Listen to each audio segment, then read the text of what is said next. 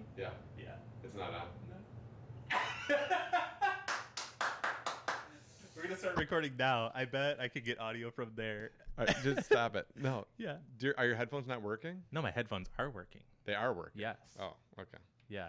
I fucked up. All right, It's recording now. Are we ready? No, we already got the clap. We don't. You can clap again if you want. All right. So here we are.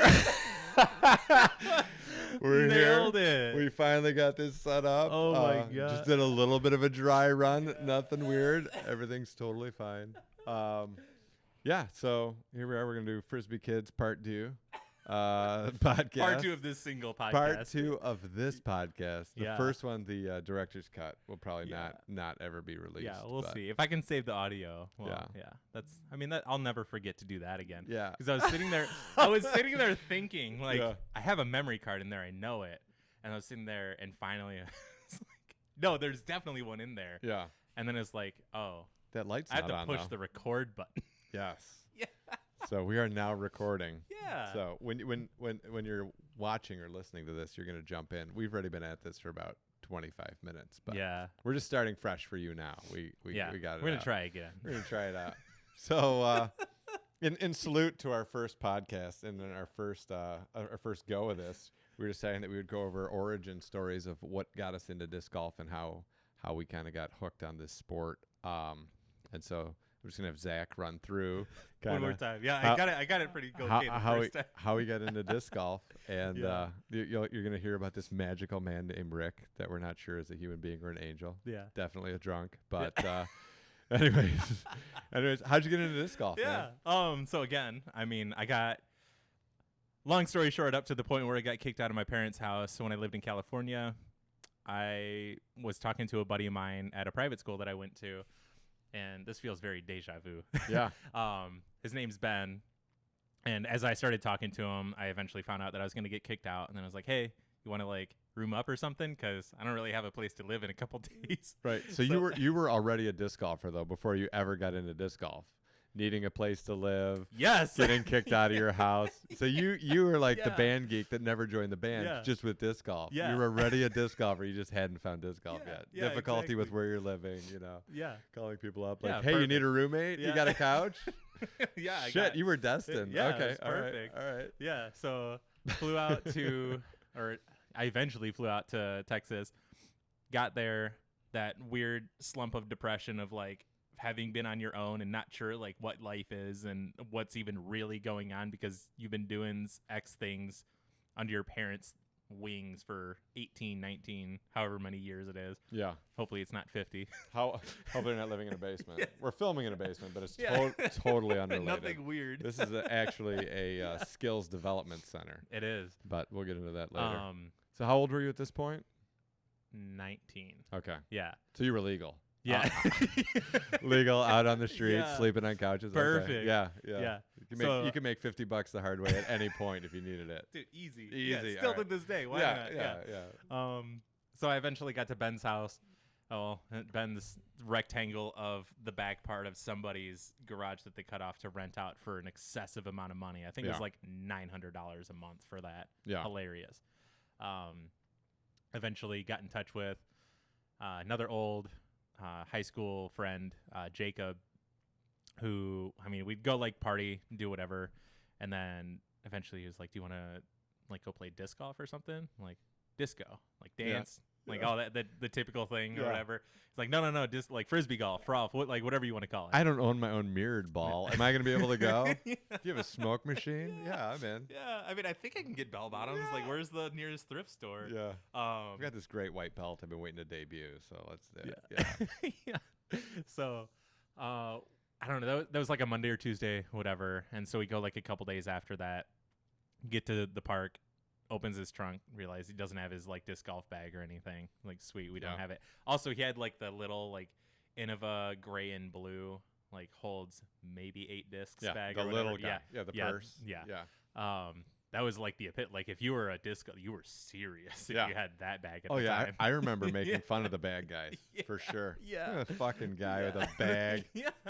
How many discs do you need out here? Yeah. And now he's got, I don't know, double digit bags. It doesn't matter. Yeah. But yeah, I remember that. Yeah. And then I remember making fun of the stool people. Like they had a bag and as though I'm like, what the fuck do you need a stool for? How long are you going to be out here?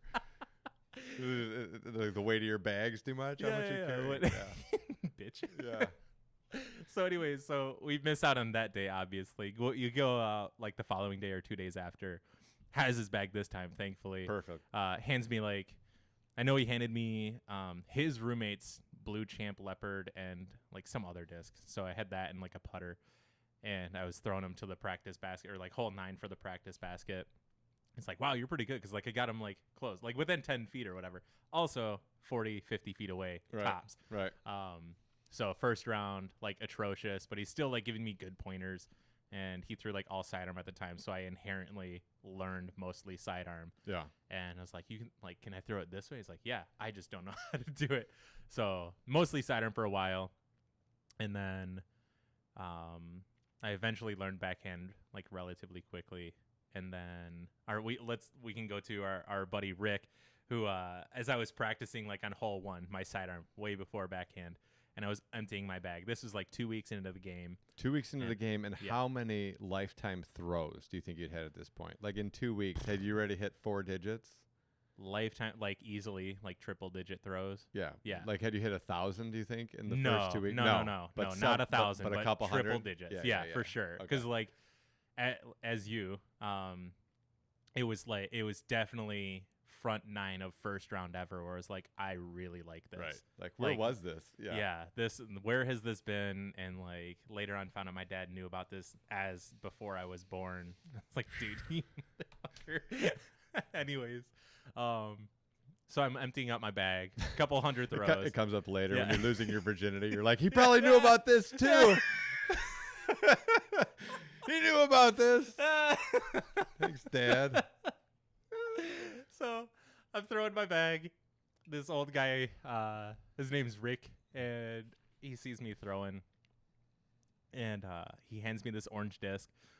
He's like, here, like, throw this disc. I'm like, how? He's like, on Anheuser. I was like, I don't know what Anheuser. I don't know any of the terminology or whatever. It's like a fucking whirly-do or whatever. Yeah. Keep your industry jargon away from me, buddy. Yeah. So he says, throw it out left on, like, this really steep Anheuser or whatever. I was like this, like, basically threw it, or was going to throw it flat. He's like, no, like, chop it, like, roller line type deal.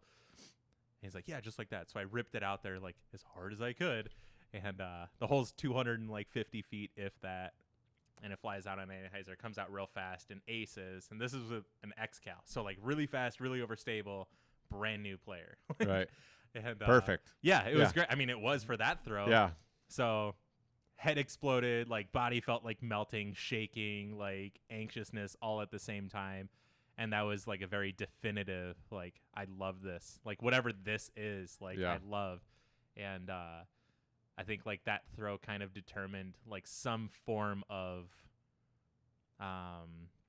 competitiveness, because it's like, dude, I've been playing the game for 2 weeks and I just got an ace. Like, I don't know, like it's totally like beginner's luck in some degree, but it was still like, I want to go somewhere with this or do something or whatever. You guys are all in trouble now. Yeah, exactly. I just got an X-Cal ace with Rick's fucking disc. You guys are fucked. I got this. Yeah.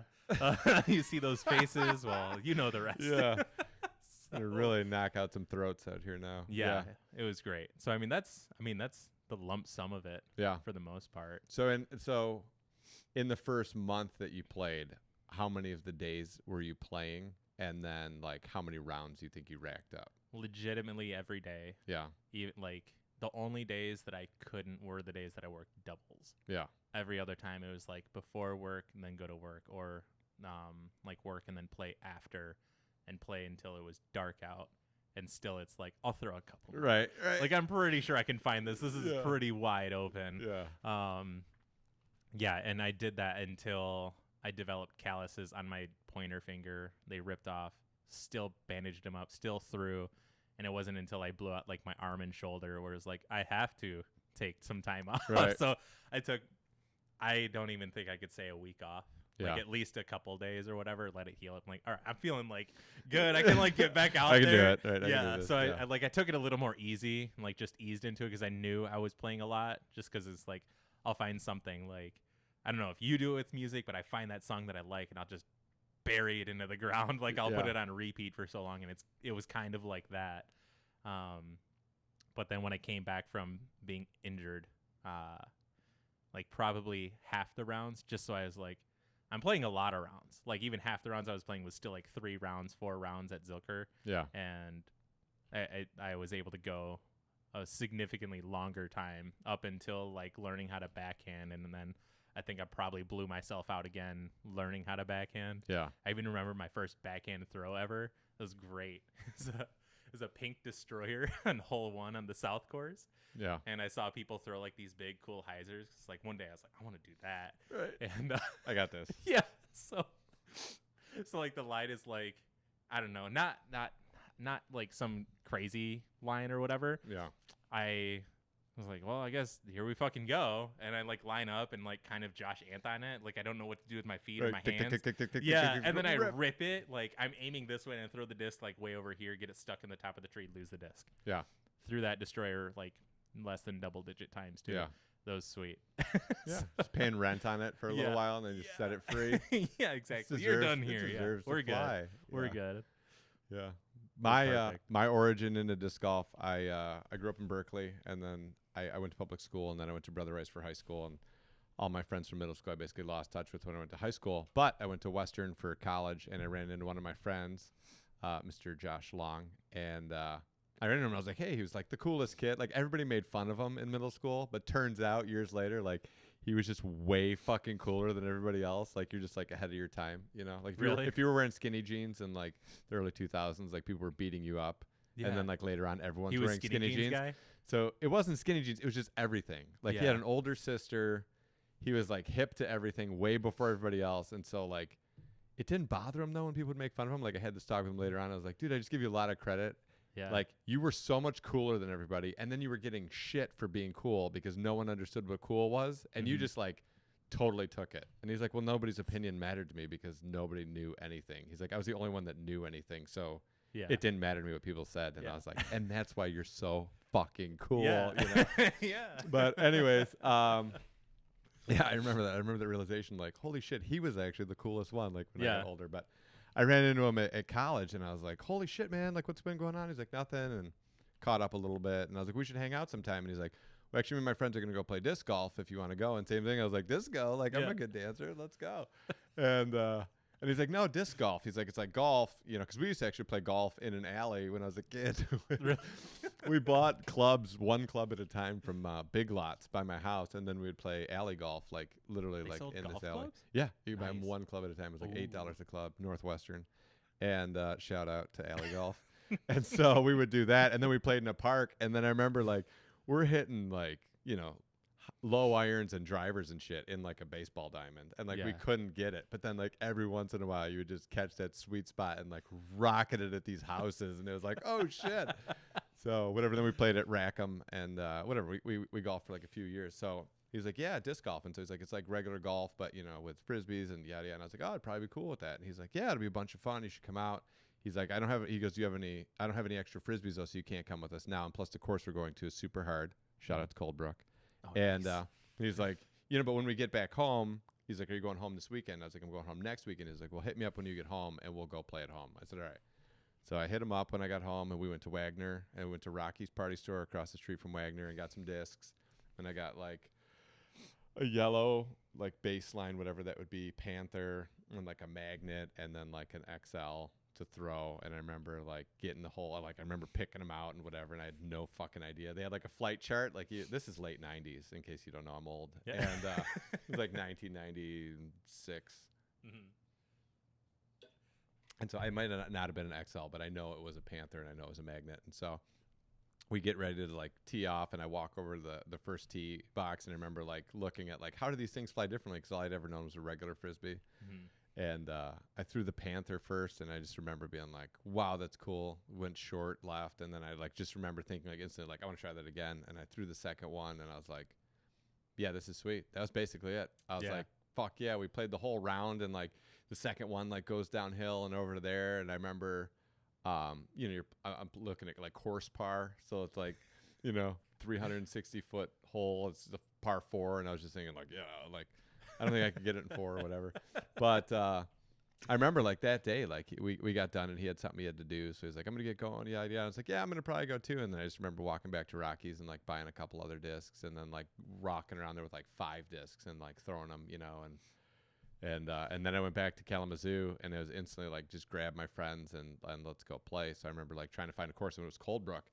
And when I first threw at Wagner, I threw backhand because he threw a backhand and that's how I knew how to throw a Frisbee. Mm-hmm. And then I'd remembered like from when I was a kid throwing these like shingles, like shingles from a roof, these big square shingles, and you throw them overhand, they like do these like things. Yeah.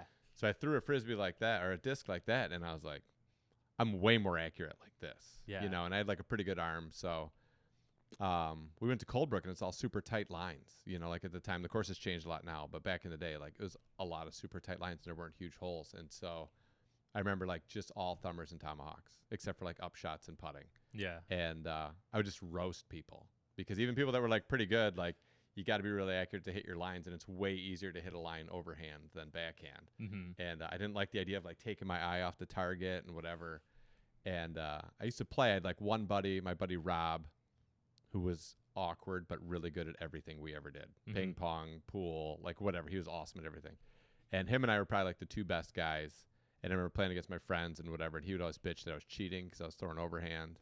But I was like, it's not cheating, it's legal. Yeah. And I remember we played out there for like that whole year. Winter came, and then the spring came, and instantly I was out there like every fucking day. Mm-hmm. I did not do well in school, but I disc golfed just an absolute ridiculous amount. And so I just remember going out there, and then I remember, and I'm like 99% sure that it's Dave Feldberg. Yeah. And I remember we were at Coldbrook, we were playing, and this guy, no offense to anybody, but was like super douchey. And like I just did, because he was like, I'm a professional disc golfer. Yeah. And I was like, and I'm a unicorn wrangler. Like, okay, what the fuck are you talking about? Yeah. And he's like, yeah, I was in school at Western, this and that. He goes, and then like I got sponsored, I dropped out, and now I tour playing disc golf. Mm-hmm. And I remember just thinking like, this guy's totally full of shit. And we were playing, and it wasn't like this guy's like lighting up the world. Yeah. And I was just like, okay. And I remember like guy? we're all like looking at each other like, okay, you know, Yeah. like I'm a male gigolo, absolutely. Yeah. So we got done with the round, and I was like, because he was talking like, oh, I can throw 400 feet, and at the time, I was like, really ridiculous to me. Yeah. Because like on like a super like thumber pump, I could probably do like 330. Because it's all like 9-speed discs at that point. Like there's not these big.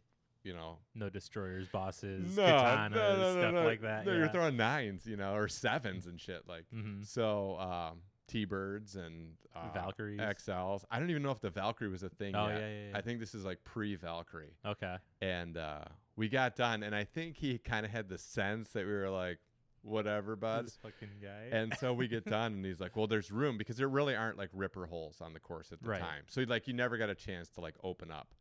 And I remember like we got done and we were like, well, let's see it, like, all right, buddy, have at it. Yeah. And I remember we were standing on like the side of this hill, and he goes, I'm going to throw to that phone pole. Like the phone pole's the basket. And I remember just thinking like, okay, whatever. And then I just remember him ripping this disc. And like the minute it came out of his hand, I just looked at my friends and we were like, what the fuck? And it just like, dude, like straight out of his hand, dead straight, went fucking forever, cut over, it was right by the phone pole. That's amazing. And we were like, do that again. Yeah. And he did like 5 throws, and they were probably like worst throw to best throw, like 30 feet apart from each other. And I remember it being like, okay, you All might, right. Yeah, I believe you now. you might be like pretty good at this. Yeah, and I I just remember guess. like it was so weird to me. Yeah. I mean, if you're into that kind of thing, I guess. Yeah, but it was like early 1997, and I remember that moment, and then I remember thinking like, yeah, I want to do this. Like, if there's a way to like really compete at this against other people and do stuff. And he was talking about traveling the country and like all this other stuff. And I was like, if that's like really a legit thing, like I'm down. And I remember at that moment, like really dedicating myself to like honing that skill. And from that point on, like I just tried to disc golf all the time. In the summer, I had a job where I traveled, and I'd always take discs with me or go to whatever store in whatever town we were in and like buy the same setup. I don't like everything else would change, but I always got that like baseline Panther because it was the one disc I could keep on Annie. Yeah. So like everything else, I had no snap in my throw. I hardly have snap in my throw now, but like that panther I could put out on the right and bring it over like accurately, and it made a big difference. And then everything else I would just throw basically overhand. And yeah, I just remember like, dude, I would drag everybody out. I dragged my brother out, all my friends from like when I worked with horses, I dragged them out, and like we just played all the time. And whenever I had off time, I'd always just be throwing and doing all that. And that was probably the case for like 5 years. And then I ended up moving out of state and didn't live anywhere there was disc golf. And I was just like that, you call this music? Like crotchety guy. I'm like, fuck this place. There's no disc golf and nobody knows what I'm talking about. I'm like, I got to get back to Michigan. And yeah, then I didn't play for like 10 years. And then I remember I came back, went to firefighters. And I was like I played probably like 5 rounds in 10 years. And I got back to firefighters and I was like, all right, let's do this. And I remember going like hole 5, throwing a thumber, my shoulder going like, gah! And like the disc going like 230. And I was like, oh, that's disappointing. And then I threw a second one after that, and it went like 3/4 as far as the first one, and my shoulder was like, yeah, we're not doing that. And then I remember being like, well, there goes my advantage. Like now I'm gonna have to learn how to throw like everybody else. And yeah, shortly after that is when I got my first ace, because all the years I threw overhand, I got surprisingly 0 aces. Like I hit the basket a lot, but getting that overhand ace is tricky. Did you throw mainly thumbers or tomahawks? I actually threw more tomahawks, and now looking back at it, I have no idea why, because I have the hardest time throwing tomahawks now, but I definitely threw more tomahawks then. Interesting. Because I could throw a tomahawk, like I used to throw, I'd get new discs all the time. I made good money. So I'd always like super crispy special edition T-Birds. I could throw on a tomahawk and have them barrel roll like an epic. Okay. So like on a long shot, I could rip it, have it go out and actually barrel roll, and then fly like I threw it backhand. Oh, okay. So like old school hole. That's sweet. Yeah, it was dope. Yeah. So old school hole 1 at Coldbrook used to be like this uphill shot. You had to pick a lane, and it was like really dicey. I could just throw it out to the right on this huge tomahawk, have it flip over, and then it would run the basket. That's and awesome. I'd always like hole 1, 2, and 3, and everybody else would be like struggling 4 over. And at that point, I'm just like, I got this. But yeah, so like I started throwing backhand, and I remember being at Wagner again. I'm on hole 4, and I saw this guy throw it like to the basket. Not impressive by today's standards, but this is like 10 years later, Yeah. This is 2010. And when I came back to playing disc golf, there's like all these wide rim discs and nukes, and I was like, well, no wonder why you guys can throw so far. This is fucking horse shit. Like these discs aren't legal. What is this? Like this is crazy.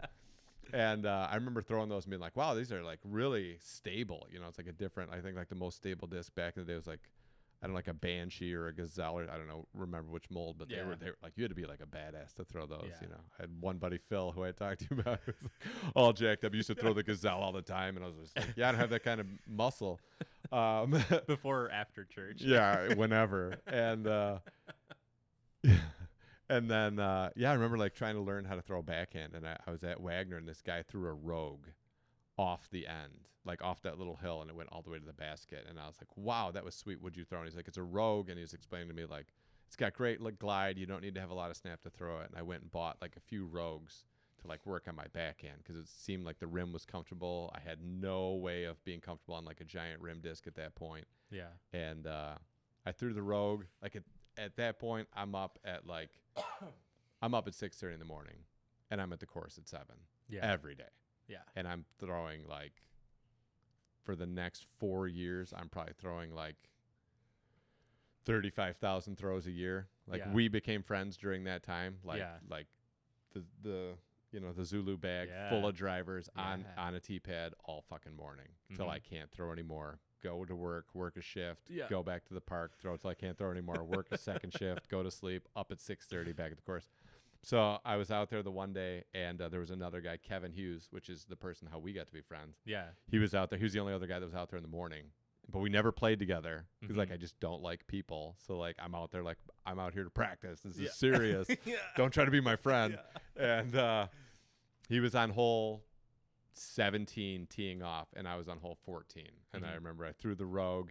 It came in. It hit the tree, bounced off the tree, went, and then aced. And I lost my goddamn mind.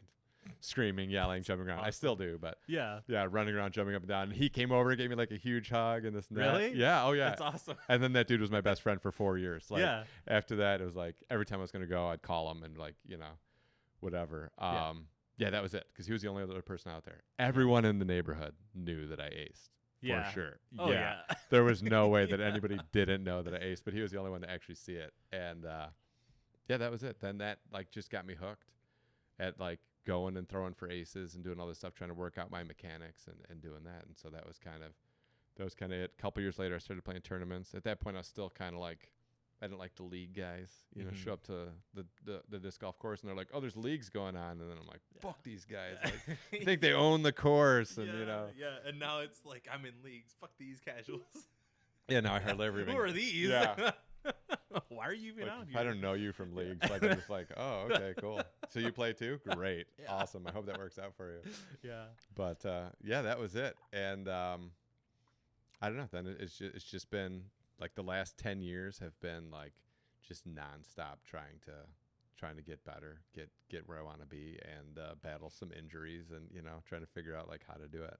Yeah. So the next thing I wanted to talk about was what we had talked about earlier before we started doing this is just like the process of progress. You know what I mean? The idea of that thing of being like, yeah, I went out and did that and I liked it and like I want to be really good at it. Mm-hmm. And like that journey one that you went on and then like the journey that I went on and then like what you think that process is. You know what I mean? So when you went from like, oh, I got an ace in a couple weeks, I'm probably going to like, kill this and get a bunch of groupies and go on tour and be like be a rock star. Yeah, become what like Paul is today. Yeah. Or Calvin. Yeah, Really, Calvin's like the superstar. Yeah, or something that doesn't even exist. You're Yeah. living like like Russell Brand's life or something. Just like banging like 4 or 5 chicks at a time, Yeah. doing coke. Like, I Yeah. fucking got an ace last week. What's up, ladies?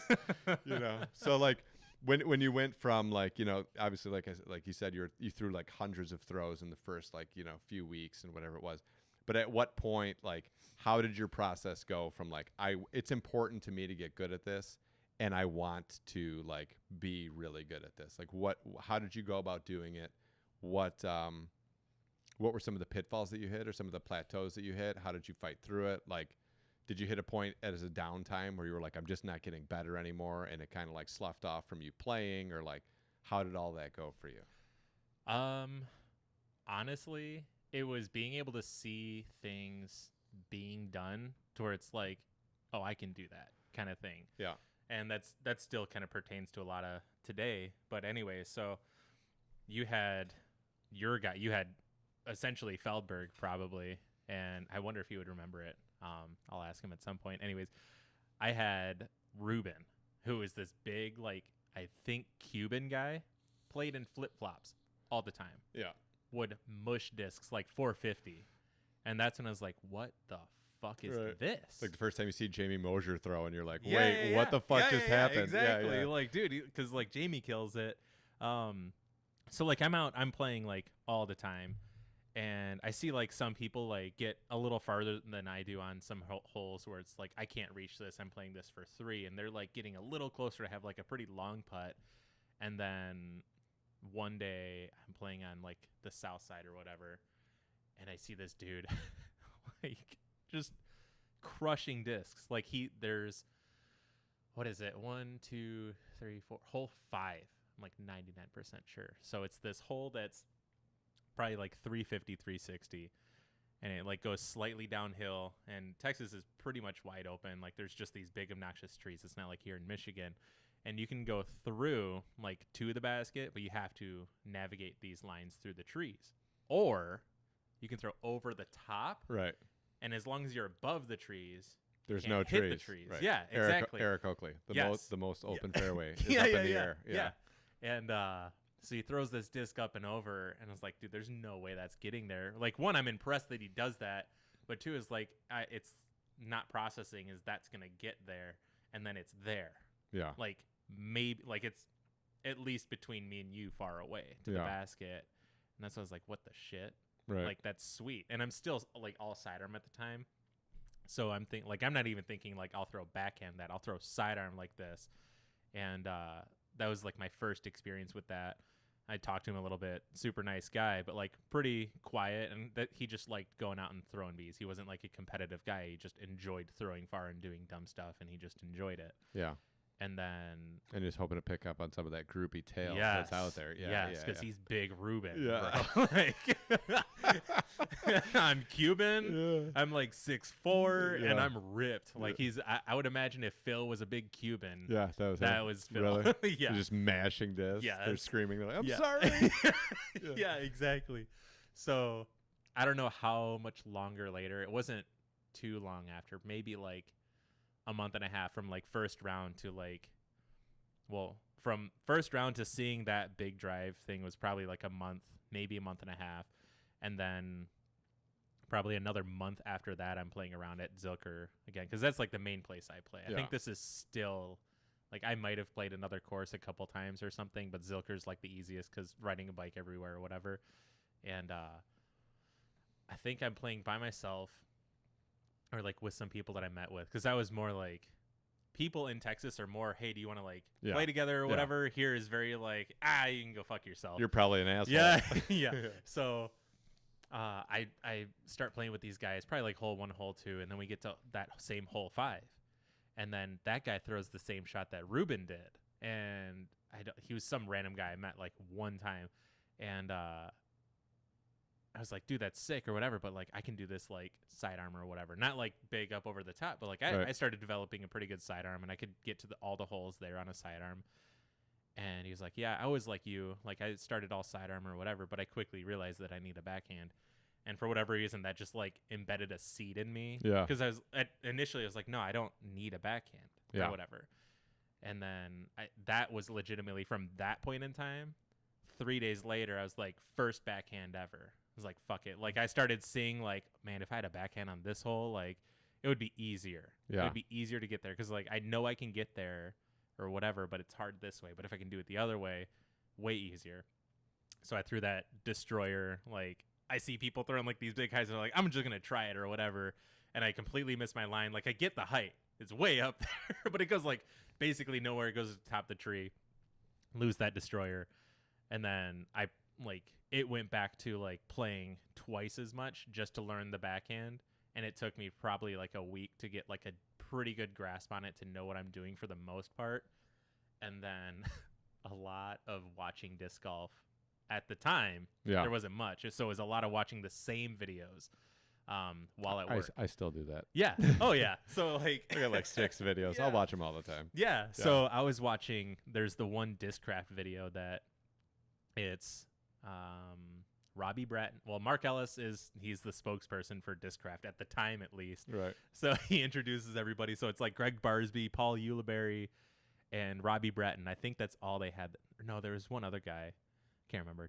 Neither of them throw as far as Robbie. So like, I remember watching that video for the first time, and then like Yuli throws, and this is 13 at Toboggan. So like getting up the hill, like that's why I'm familiar with the video. that's why it's like that hole is like so iconic or whatever. Right. And I remember the first time I watched that video, I was watching it with someone, and they're like, "That's 13 at Toboggan," and I was like, "Wow, this guy even knows what course that's at." That's great. I was like, "Well, this guy really knows his shit." I was like, "Oh my god." So I sit there and I'm watching, and that like I worked at a place called Manja. So shout out to Nick and Eric, who were my managers at the time, who perpetually yelled at me for sitting in the office in our downtime watching disc golf videos all the time. But just disc golf videos. Yes. Yeah. Only disc golf. You never lost your job for it? No, Chris has. You never lost your job for it? No. Good. So like I don't remember the order. I just know that Robbie goes last. So like watching Greg throw and Yuli throw and the other guy throw, like they throw like decently far. Like they're getting like halfway ish up the hill or whatever. Yeah. And then Robbie or they ask him, like, who throws the farthest? This fucking guy. Right. Like, I guess I throw the farthest. So this dude who throws the disc with these 3 fingers throws a predator to the top of the hill. And I lose my shit very similarly to like when I got my first A's. Yeah. And I was like, what the fuck? So like I sat there and I remember watching like the framing, like, I mean, I know there's like camera trickery, but like from where his arm starts to where it ends in that one frame is like his arm is moving so fast. And that's when I started realizing like this is part of how like it's obviously how he throws far, because none of the other guys' arms look like this. Right. So I got to make my arm look like this. Right. And then I see the guy doing it like in real life. So I'm like kind of mimicking these guys. And then I start seeing like some coverage pop up like a little bit, and then I see Nico throw, and I developed a lot of my game based around how he threw. He threw really well. He was like #1 guy at the time. Right. Just killing it. Yeah, he was great. And I wish he had that same hair now as he did then. Yeah. Like no hairstyle has been as good as that hairstyle. Hair of flames. Yes. Yeah. So I developed it like similarly to him because he threw like big shots, all these whatevers. And then I played vigorously, but like with purpose. Like I wanted to be good. I wanted to do something. I wanted to get good enough to like play in tournaments and leagues or whatever. But I knew tournaments existed before leagues did. And when I found that out, I was like, okay, I'll start playing like some leagues because that's like the stepping stone before tournaments or whatever. Yeah. And then there's a tournament in, I think it was Round Rock. I can't remember the name of the course. And I wanted to play the tournament there. And so my buddy at the time, his name is Josh Rippey. I hope he still plays. Like I see him posting disc golf like all the time still, like on Facebook. So shout out Josh. And I bugged him to get me a ride to the course. Because if I rode my bike 2 hours minimum, to get there, driving was like a half hour or whatever. I get there, I think I played AM2 and something like that. AM2, AM3. Definitely wasn't AM1. Anyways, I won that tournament. First tournament like ever. That was like my first competitive thing ever. I don't even think I played leagues before that. Yeah. And that was like, okay, like I'm doing something right. Yeah. Because like my putting's doing good. I remember my first hole, I fucked up my first drive and I threw it in for 2 with this yellow force that I had at the time. It's like, I'm going to throw like around here and I'm going to hit this gap and it skips right in. And it's like, okay, sweet. And like all these little things were like, I can like do things or whatever. But I'm still like under the impression, like if I go big time, like I can make a lot of money. Right. No, I'm not They're going to be giving me cars. Yeah, like all this stuff. So like I'm going to have cologne you can't even buy at the store. Yeah. It's going to be amazing. So it's like a lot of that added up. So after that happened, I got like my payout. I got the only disc I remember I got for payout was this blue X-Cal that I lost at Firefighters on hole 18. But then I remember thinking like kind of I was hot shit. And then I go to leagues and I was like, I'm going to play M1. And people are like, you sure? Like these are people I've played with before. It's like, are you really sure you want to like do like, yeah, like I want to get better. Right. But like I think they knew I was thinking like, I'm just going to like easy win this or something. And so I played AM1. I didn't do so well, but I think I did better than they thought I was going to do.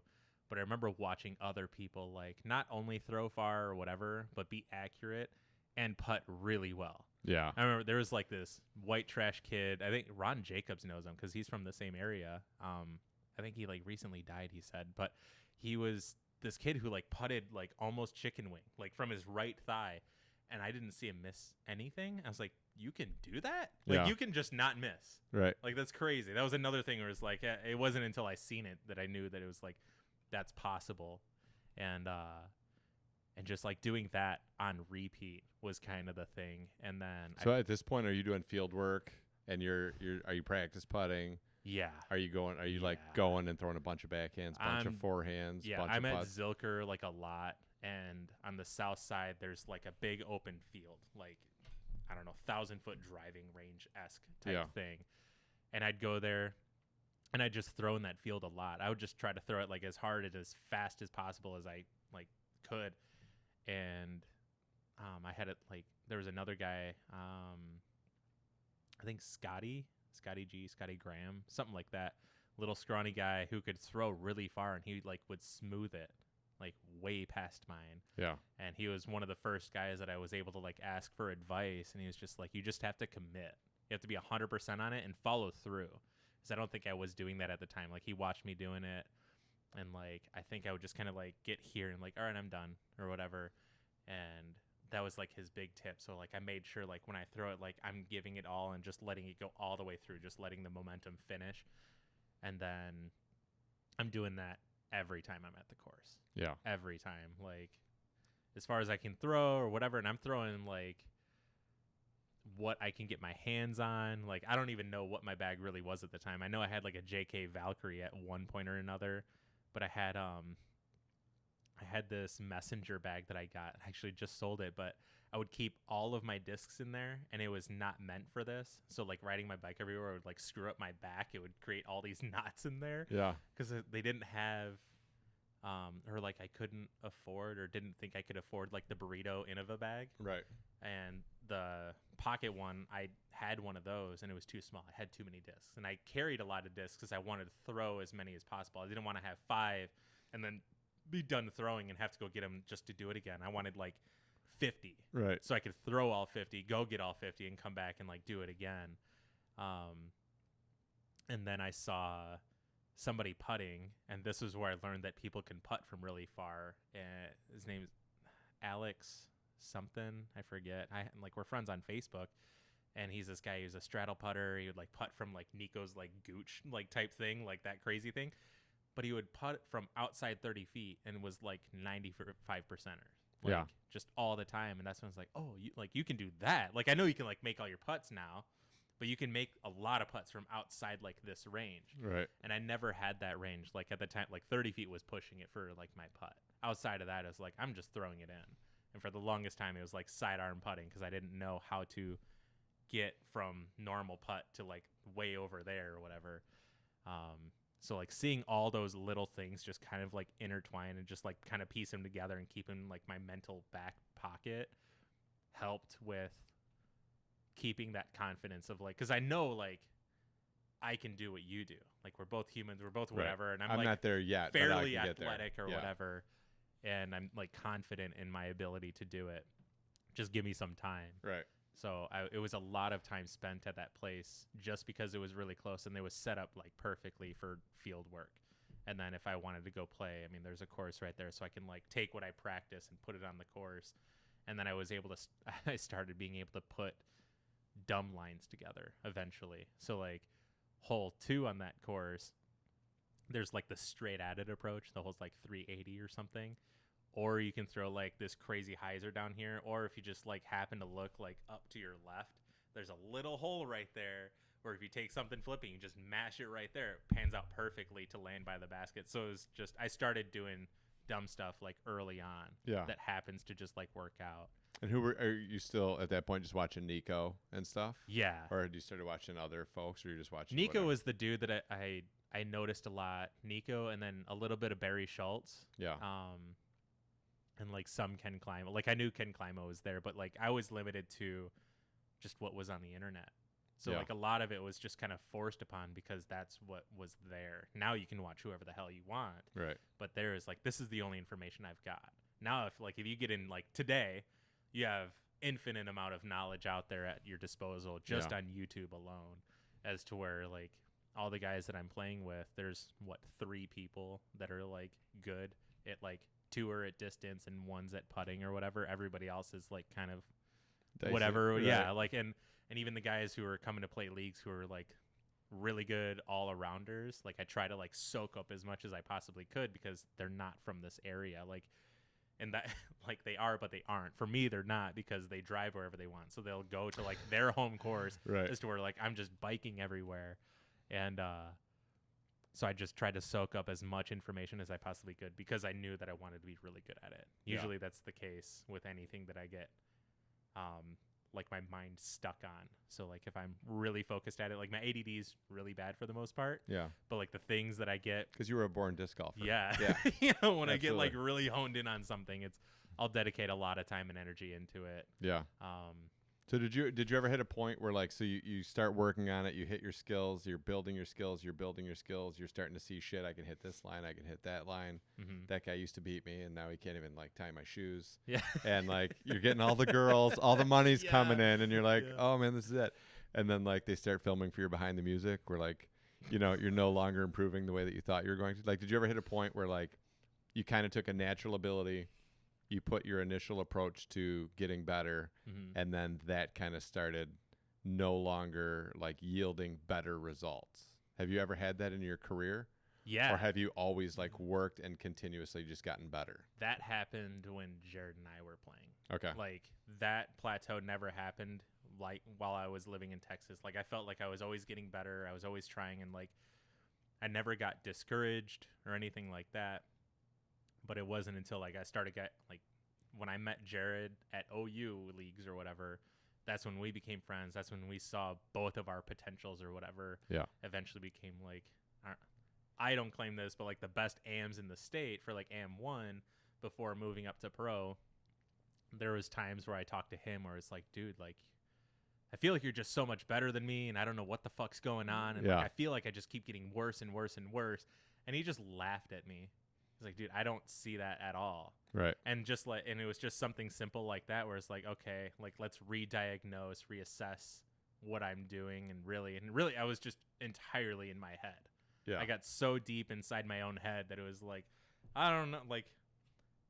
It wasn't even like how did I get in here? It was just that's all I knew kind of thing. Yeah. And that just kind of like broke through, and eventually I started working on the mental side of it, because that was like I think most of the mental side is there, or the most of the physical side is there, and the mental was barely worked on for the most part, because it was like I've collected my eggs all in one basket kind of thing, Right. and I'm just holding onto this information to use. And you don't need the mental side until you stop getting better. Yeah. Because as long as you go out and keep doing better than you did before, it's easy Yeah. to be like, I got this shit. Yeah. Like, what's the problem? Yeah, exactly. So like my skill kind of plateaued, and this was at like Firefighters or whatever, and we played like various tournaments, and it was still like everything Jared's doing, I know I can do.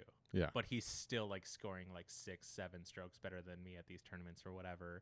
And really it was just like he's there and he's confident in his thing to do well, and like is a good putter, great driver, whatever. And then when it came like time to make this putt or whatever, I would like break down or whatever. Like I would just get way inside my head, and then whatever the fuck happened. And my outcome was just missing putts. Yeah. Like, and that was it. So that drove me crazy. I talked to Darrin Harper at one point, because I went to Sleepy Hollow tournament with him in like 2013 or 14 or something like that. Maybe even earlier. I don't know. Doesn't matter. And I do poorly there. And like, Darrin, you gotta like, he was a great putter, like in my mind at the time or whatever. And like, not to say that he isn't, but my thinking was like, I'm the worst putter out there. I can't do shit. Like, why am I playing this game? Right. Like, why did I waste my time? Like all those kinds of feelings. And he laughed at me. He's like, no, you're just like way inside your head. And it was a multitude of times of that being said, to where eventually it led up to Jared laughing at me kind of thing, like not maliciously. Right. And all right, reassess, let's rethink this. And then eventually it was like, all right, now like I think I'm at the level where like anybody can do what I'm doing, or vice versa, I can do anything that they're doing. So who's just gonna execute? Right. And like, and who cares? Like, so if we all like shoot 15 down at Firefighters, how are you gonna be mad that like you're 4-way tied for first place? You guys all shot great. You guys could all reach these holes or whatever. Right. Or at like Riverends or wherever you're at. And then the step after that was like big tournament time. Let's go play like Kansas City or Glassblown or whatever. And my first big tournament was Brent Hambrick. First big pro I got to play with was Avery Jenkins, and that was like really what I wanted to see, because he was like a few years after he won his Worlds, in like I think it was 2009 that he won it or whatever, but like big name. Everyone knows Avery Jenkins. Right. And so, okay, now I can assess my skill level and my talent at the time to what Big Pro does. And what I got from after that is like, this guy, not that he isn't shit, but is like, again, like I can do everything that he's doing. Right. And realistically is like, he's just going to execute better, yeah, more consistently. Yeah. And also he's been doing this since like, right. Yeah, before 10 years old type thing. And his family is like disc golf family or whatever. But it wasn't anything that I thought I couldn't do. I remember like one time we both threw like a big hyzer shot, and I did it a little bit better. And I was like, ew.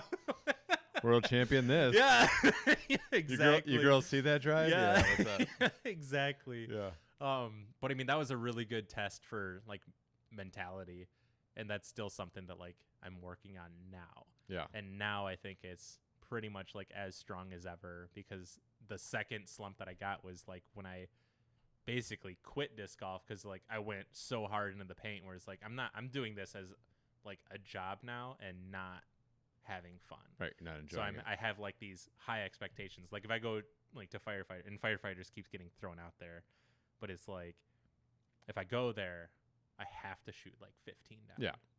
And if I don't, I'm just gonna punch myself in the dick or something. Like Right. You just ruined your life. Yeah, exactly. Like what am I just accomplishing here? Versus like I need to have fun. So I ended up like taking time off. Like I was sponsored by Westside and Disc Baron, and then I just like I can't. Like I was just so mentally burnt out, and I didn't even know it.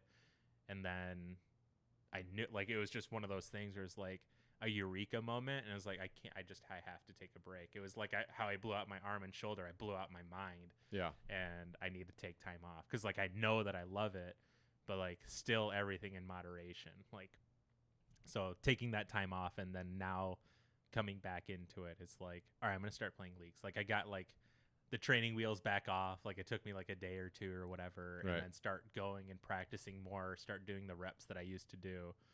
And then it's like, all right, let's just go play leagues. Because again, that stepping stone back into tournaments, and that's all we had, even like now for the most part, kind of, because of COVID.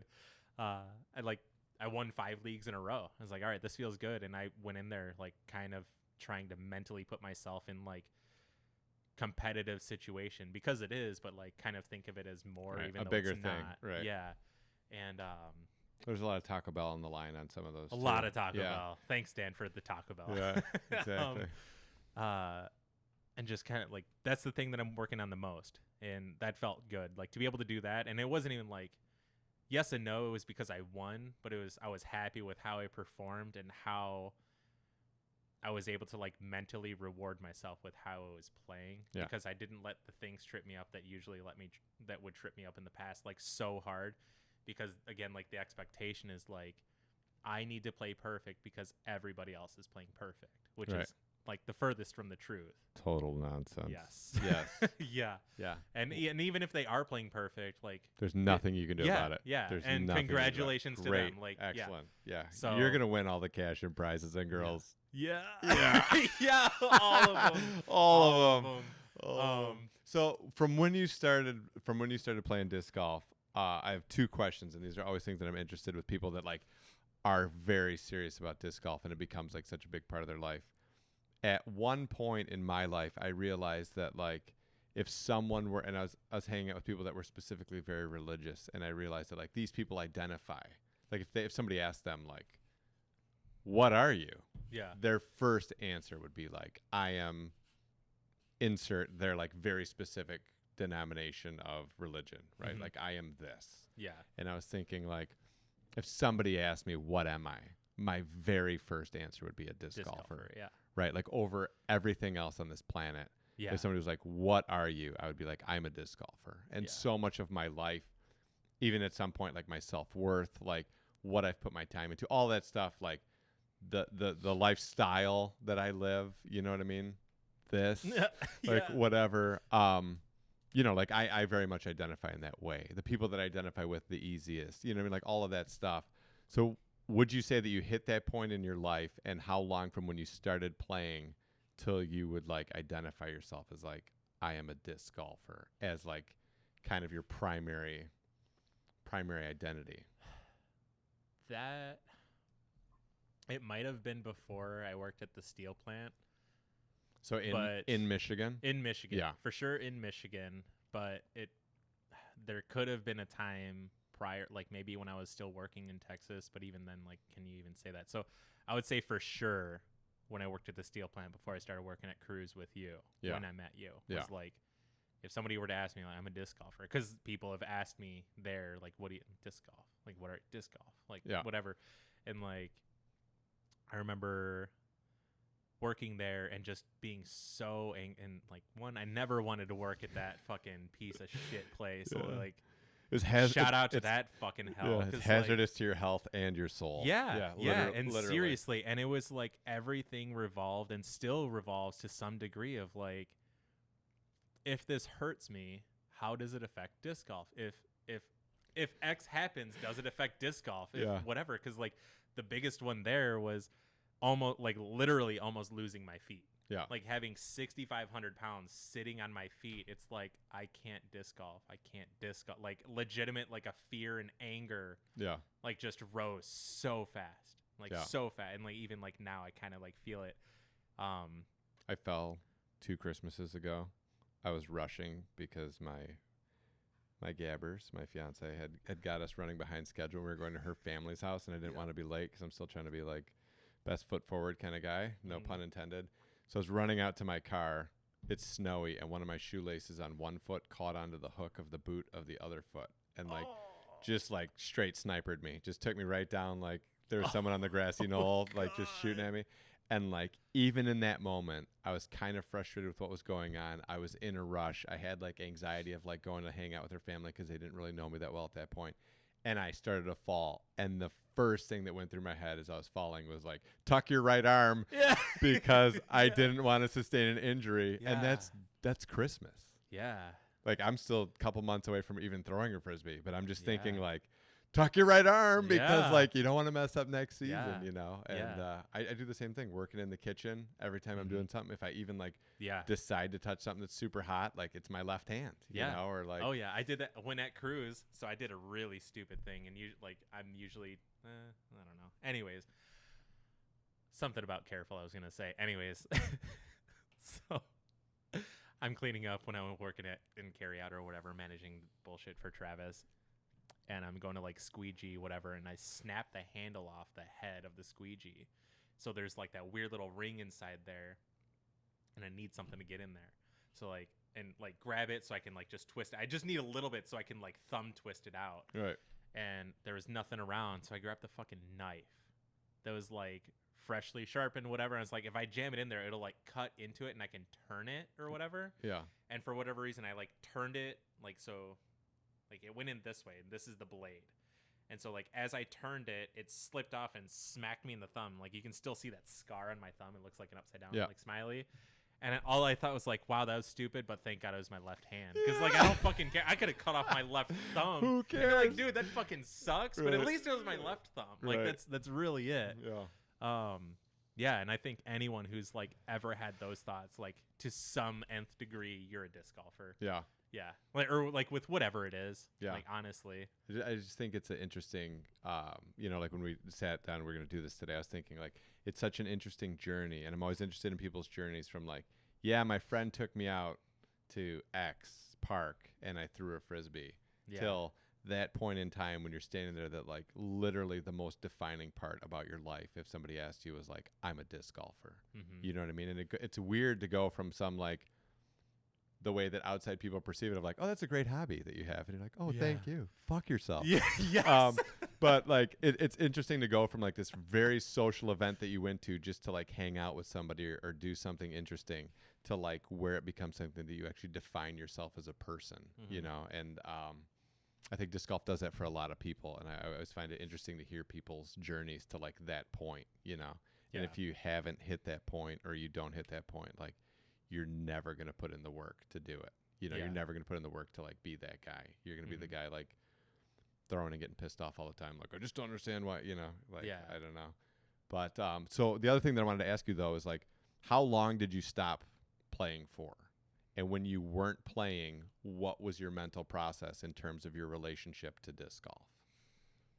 So I stopped. And I know you still like threw every once in a while, but like legitimately playing. And then what was kind of like the way that you thought about it? I mean, it wasn't like a full like cold turkey, but I trailed off like really hard. Yeah. And it was just something where it's like, dude, this sucks, but like I know I need to do it kind of thing. So like, I don't know, like ripping the Band-Aid off, but like, I don't know, putting the Band-Aid on extra fast, I guess. Yeah.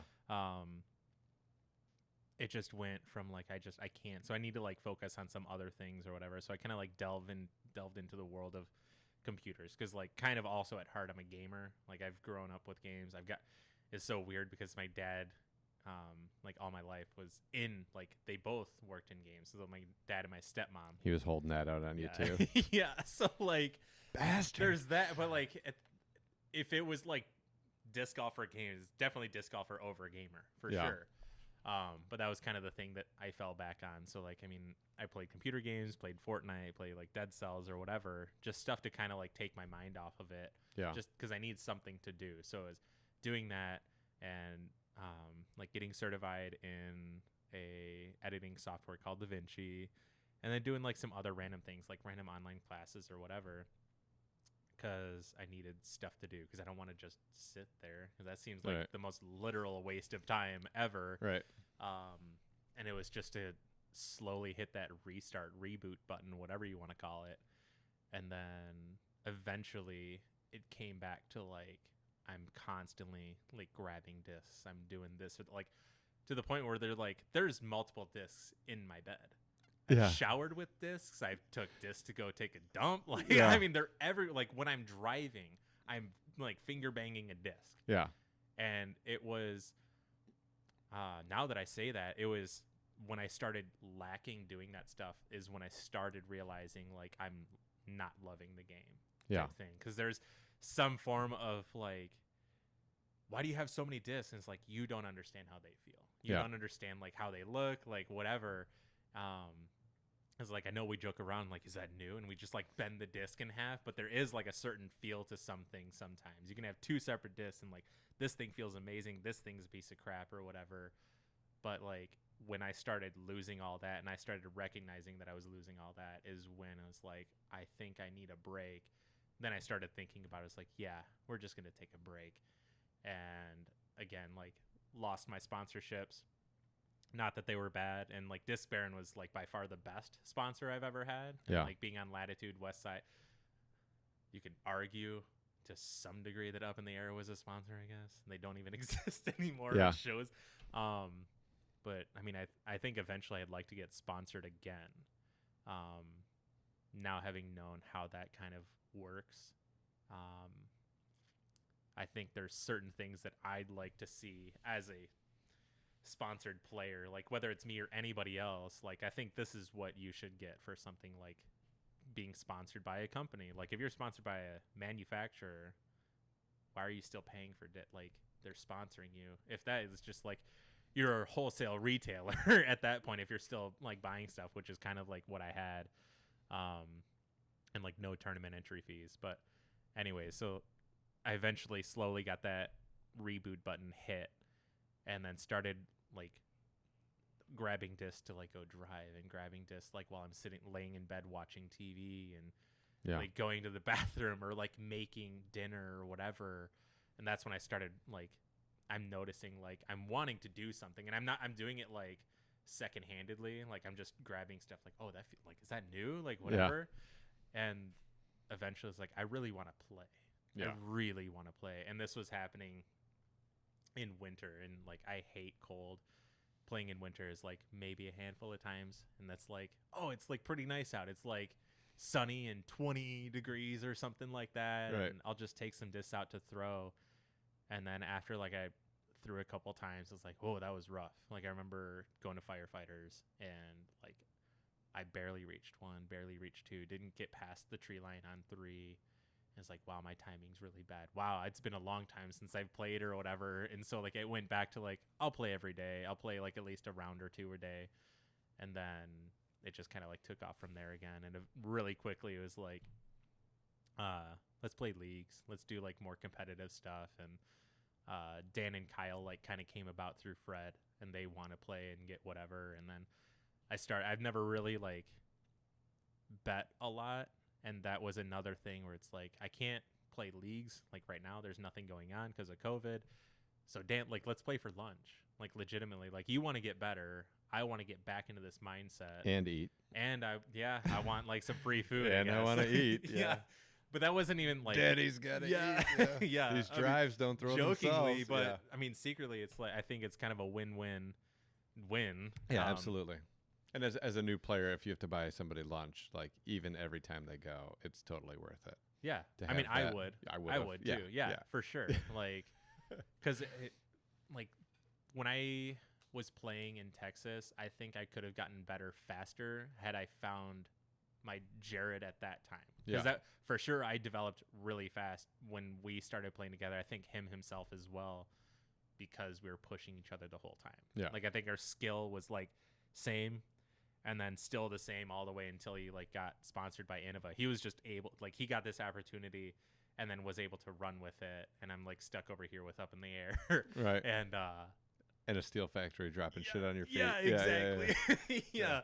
So when all you have to do is disc golf, it's easier when you're pulling Yeah. like 6,500 pounds off your feet and being like, Yeah. whoa, that almost ended everything. yeah, It's a wow. little tricky. That was on, like, now what? I just go and play fucking Fortnite? No, I'd Yeah. rather play disc golf. So, I mean, Yeah.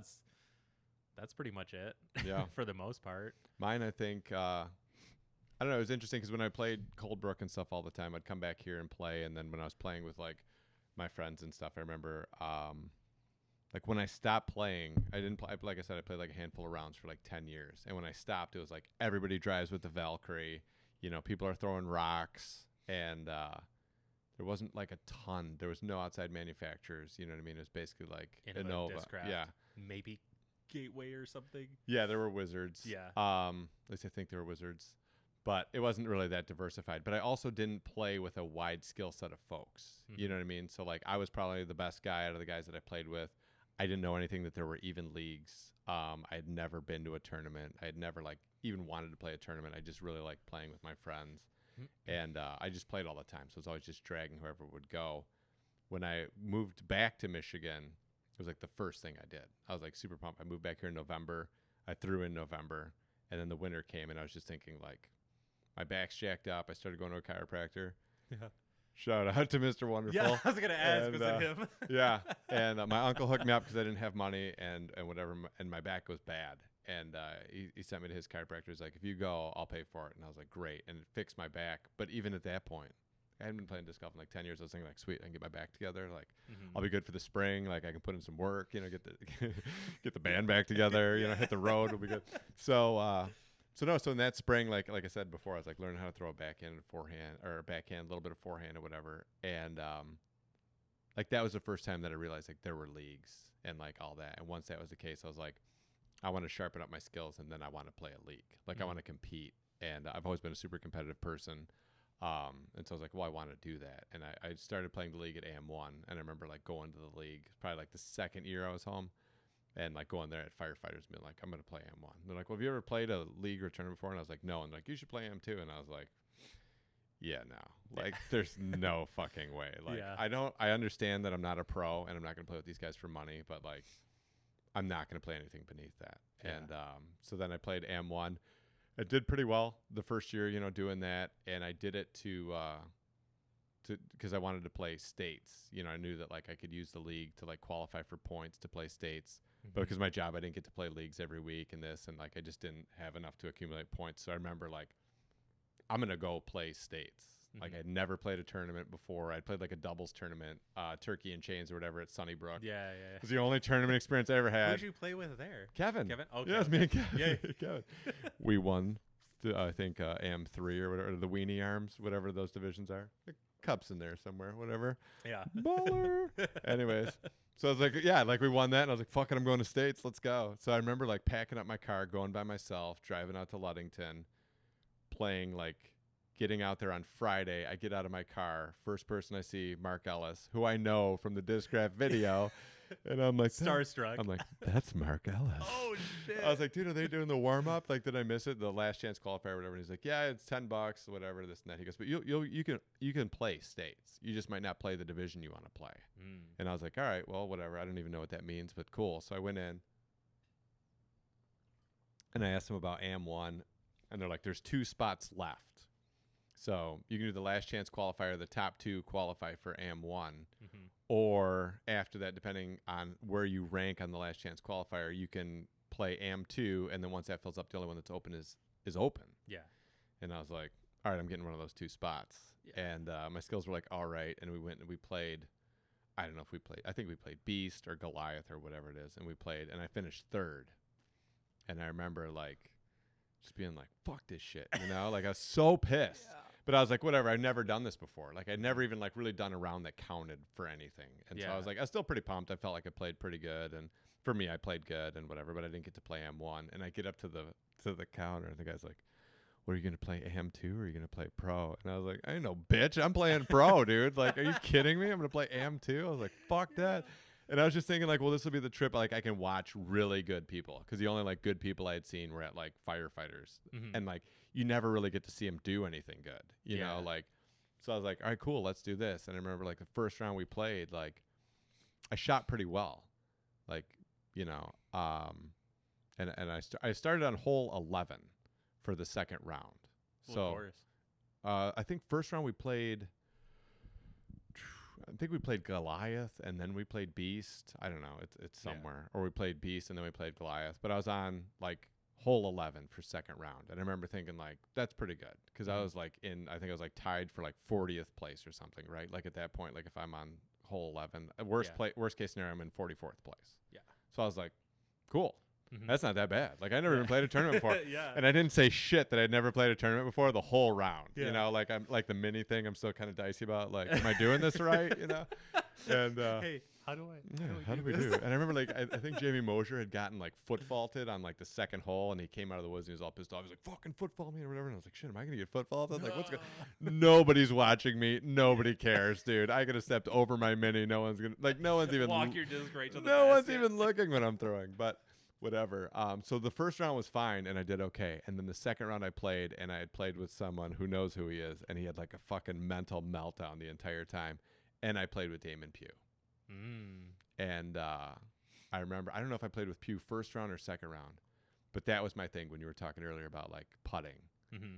And I didn't know that like he was a really good putter. Yeah. I just thought like, well, welcome to the pros, right? Yeah.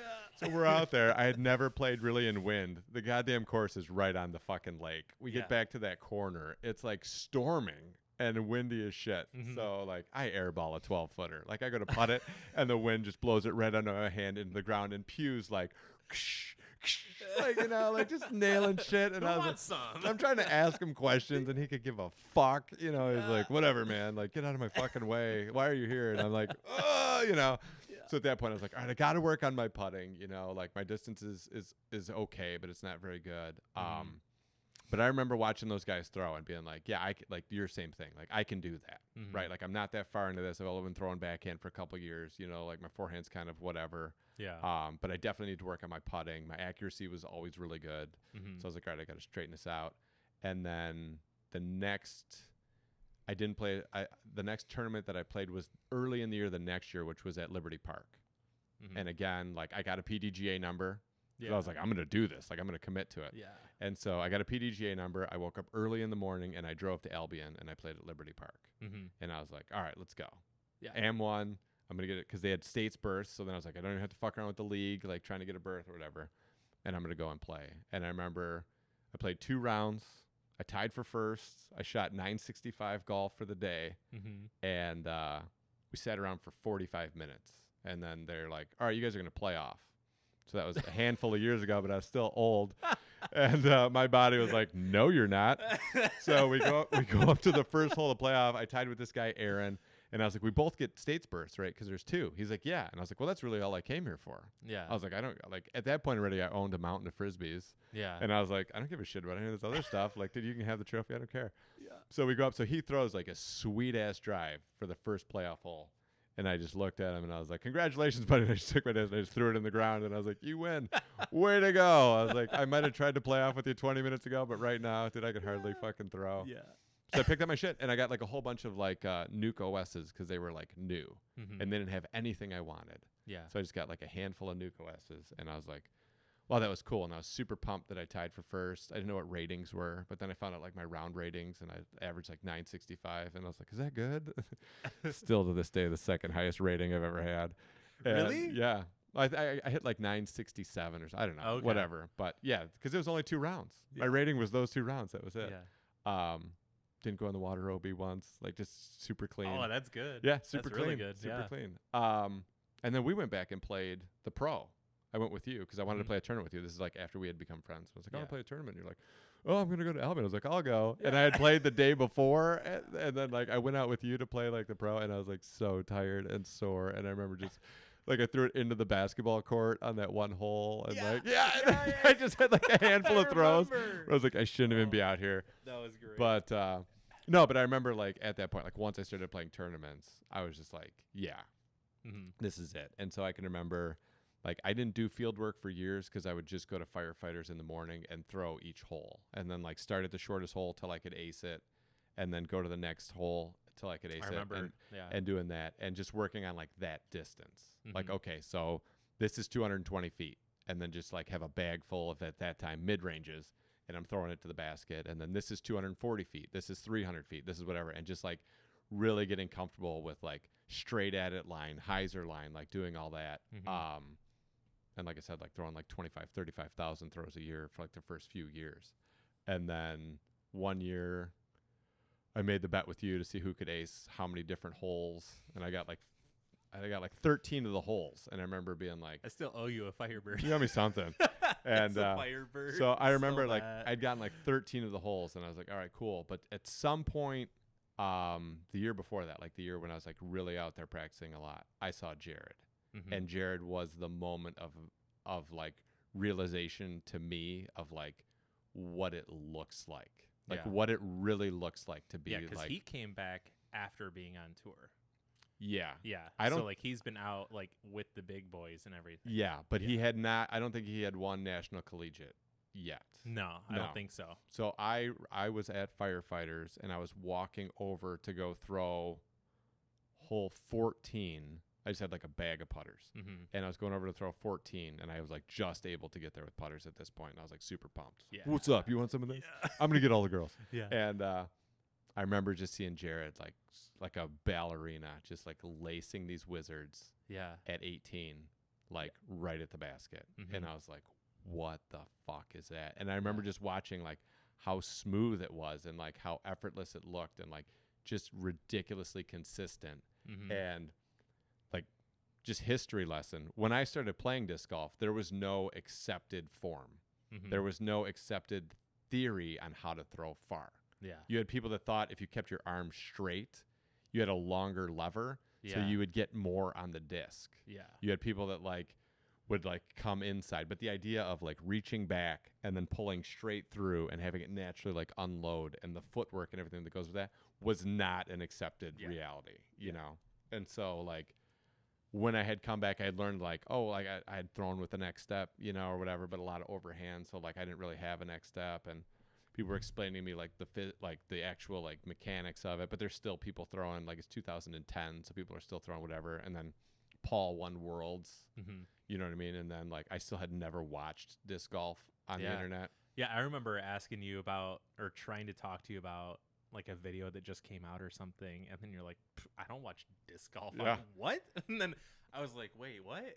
Because I just disc golfed. Like I didn't have time to watch disc golf. I was so busy throwing frisbees. Like there's no way. Yeah. And I remember Jared was like the first person that I legitimately asked, like, hey, you know, like, how do you do this? How do you do that? And Jared gave me like some pointers, and then I'd work on it feverishly. And then I remember like maybe the next year or later that year, like I made friends with you. And then I remember, you guys, we were talking about this last week, like, hey, we're going to go to Toboggan. You want to go? And I was like, fuck yeah, to go play with these guys. I'm going to watch this. This is going to be great. I'm throwing backhand about 350 max at this point. I'm like, yeah, let's go. It sounds great. And they're like, yeah, amateur nationals is there. I was like, oh, this is going to be awesome.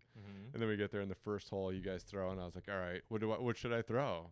And then I realized, like, after the second hole, I was like, I'm just here to waste these guys' time. Like, we're going to spend a lot of time looking for my Frisbees. I got so mad. I was just like, fuck this. I remember at that point thinking, like, I want to catch these guys. Yeah. You know what I mean? Like, I want to do this. And I think the next year, I won the league in AM1. At Firefighters? Yeah. Yeah. I won the league, and then I won a couple of tournaments. Like, every year I won 2 tournaments. And so, like, I won a couple of tournaments. And I did like pretty well and made like a decent like year of it. And then I remember every year just being like, that was cool. Fuck that. Next year I'm going to do better, you know? And I think I did that for like 3 or 4 years. And then after that, it led into like, what can I do in the winter to help my year? What can I do besides, you know, just throwing Frisbees nonstop to like help me? And I think that's when I started like watching disc golf. We joke around with the no. And like I watched this Will Shoestrick video and I was like, all right, this is it. Like this is what I'm trying to do.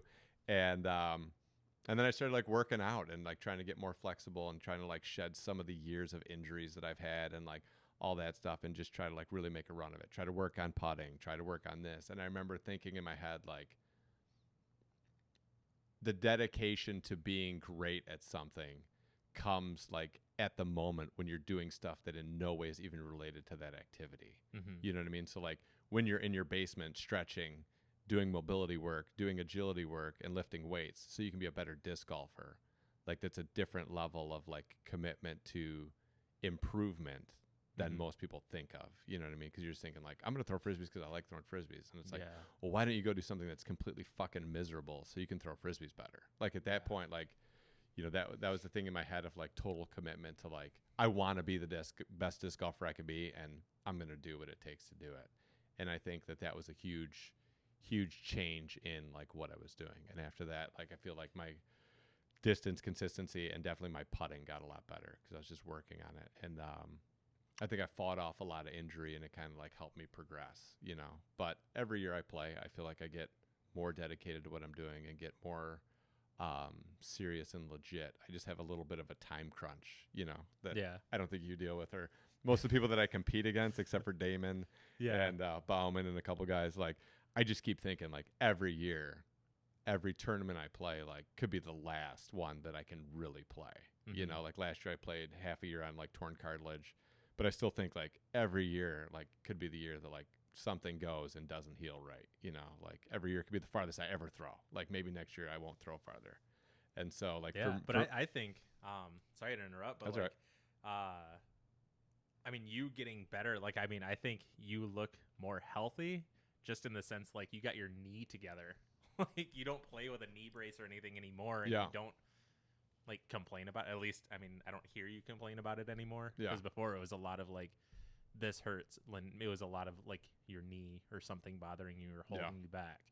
So after last year, I'll never complain about my knee hurting again. Yeah, like that was terrible. Yeah, but and that's the thing of like just trying. Like for me, part of what I do for disc golf is trying to manage my longevity in what I'm doing. You know, because it's a big part. And if you play a lot for a long time and you keep grinding out your body, like, you're going to run into issues, you know? And so like, I've spent a lot more time in the last couple of years, like in the off season, really working on making sure that my body can perform at that level, you know, and like, and can take all of the practice that it takes to be as good as I want to be, you know? So I don't know. I think that, my mental game has always been pretty good. Like, I've never been one to like have meltdowns out there. Yeah. You know, Ty Alfano can attest to that. I took a quadruple circle 10 on a course that I got fucked out of warming up on because people thought it was like, it's just a big stony. Birchfield. We went out to Birchfield and Renegades Trail. Uh-huh. So I got out there. People that I went out there to warm up for the tournament with, which shall go unnamed. They had already played Renegades Trail when I got out there and played with. You named one. And played shirts off, so they had gotten like sunburned and they were tired. And so I got out there a little bit later, so we played River's Edge. And then when we got done, I was like, all right, cool, I'm going to play Renegades Trail. And we were all like sharing a hotel room together, but it was in my name, so I needed to check in. Yeah. And they were like, oh, no, we should just go to the hotel and yada, yada, because the tournament was in the morning. Like, oh, we're just going to the hotel, this and that. And I was like, well, I'd really like to play the course, you know, since we drove out here and there's a tournament tomorrow. Yeah. And they're like, oh, it's just like a big stony. You'll be fine. Don't worry about it. Like, it's all pretty straightforward.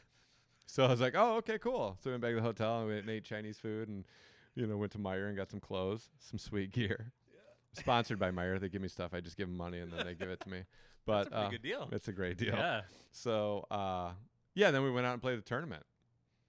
And they're like, all right, you're starting this hole. And I was like, all right, what's this hole? And then, like, I realized at the time that although it was a C tier, they had really set it up like we were playing for the goddamn world championship. So it's like all the fairways are lined and like off the fairway is out of bounds because all those holes go right next to each other. Yeah. So like since then, like I watched CCR, which was like an A tier where you had like top level pros there, and it was nowhere near as tight as our C tier. Yeah.